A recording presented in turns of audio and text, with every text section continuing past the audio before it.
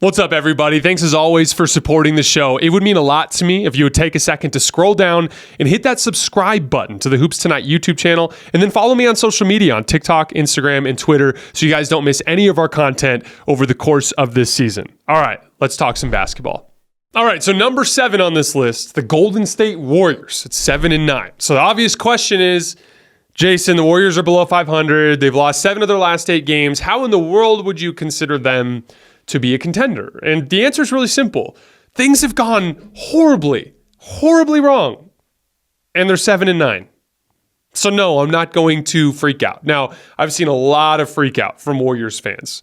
A lot of people calling for Kerr to be fired, which is ridiculous. He's the second best coach in the NBA. A lot of people saying that massive trades need to be made and Klay Thompson should be traded and Andrew Wiggins should be traded. Basically, everybody that's not Steph Curry should be traded, right? I've just seen all sorts of negativity. Now, here are 4 reasons why every single Warriors fan needs to just take a deep breath and relax. Number 1, Steph hurt his knee and missed 2 games, and they were both losses. So they're actually 7-7 when their best player plays.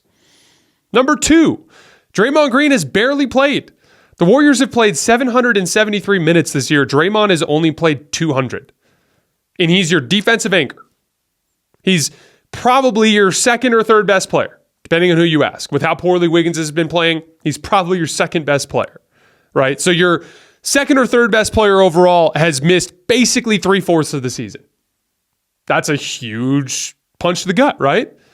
Third, Klay Thompson and Andrew Wiggins will both play much, much better over the course of this season. Through 13 games, so going into the Oklahoma City game, through 13 games, neither one of them had logged a single 20-point game. I saw that stat the other day and I was completely mind blown. But in their last 3 games, they've done it 3 times. So Klay Thompson is off back-to-back 20-point games. They're clearly trending in the right direction. And then lastly, the schedule will get a lot easier. The Warriors' opponents so far this season have won 57% of their games, which is by far the highest mark in the league. They've played by far the hardest schedule. They've played one below 500 team all season. It was the Detroit Pistons, and they beat them. So again, Steph missed 2 games, so that's 2 losses. Draymond Green's missed 3/4 of the season. Klay Thompson and Andrew Wiggins have played like crap. And you've played an impossible schedule. And you're still 7-9. So everybody just relax and take a deep breath. What have I always said about good and bad stretches in the NBA? Good stretches typically are a confluence of getting your guys healthy and playing a lighter schedule.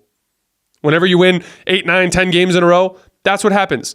Nobody just goes on the road and beats the Celtics and beats the Bucks and then beats the Sixers and then no one just rips off winning streaks against all the best teams in the league. No one does. It doesn't happen. Win streaks are almost always lighter schedule, good health luck. Bad stretches, like when you lose 7 out of 8, they're usually bad health luck, tough schedule. And Steph missed time, and Draymond's been missing time, and you've played really tough games, and some other guys aren't playing well, they've lost some games. As a matter of fact, ESPN's RPI, which is basically just like a standings ranked based on strength of schedule, has them at 9th right now. So yeah, I'm not going to be making any giant sweeping declarations or significant calls about the Warriors and what they're capable of in the big picture after this 15 games or 16 games. Like maybe in the long run, maybe we can have another conversation at the deadline, but this is the wrong time. Now is the absolute worst time to make serious decisions about the Warriors' future. Because Draymond will come back from his suspension, and Klay Thompson will play better, and Andrew Wiggins will play better, and they will face a normal schedule. I think they have the second easiest remaining schedule in the NBA. So, I would imagine they're going to rip off some wins soon. And then maybe we'll see how things go. Now, again, what did I say before the season? My biggest concern with the Warriors was offensive firepower outside of Steph. Have we seen anything this year that makes us think that they fixed that problem? No. So that's why I have them down at 7. And that's why I'm not more optimistic about the team than I was to start the year. We need to see key offensive players start to play better.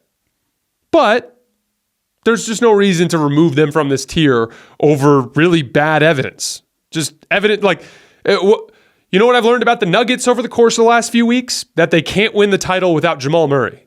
That's not a sweeping declaration. That's not some sort of huge surprise. I've learned about the Warriors that they can be pretty bad when they play a bunch of good teams in a row without their second or third best player and with a bunch of their key guys not playing well. It doesn't reveal anything.